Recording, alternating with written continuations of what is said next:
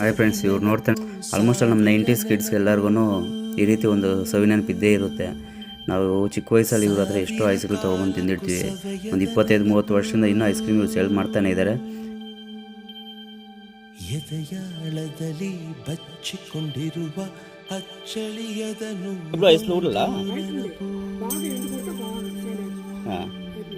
ముందర మేము చిన్నప్పుడు అంతా బాగా సెల్ అయినా అందరూ కాసుకొని ఉంటున్నారు వచ్చేదానికి.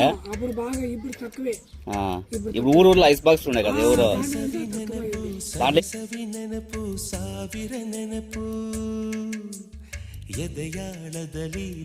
ನೋಡಿದ್ರಲ್ಲ ಫ್ರೆಂಡ್ಸ್, ಅವ್ರನ್ನ ಮಾತಾಡ್ಸಿದ್ದಕ್ಕೆ ನಾವು ಅವರೆಷ್ಟು ಖುಷಿ ಕೊಟ್ಟರು ಅಂತ.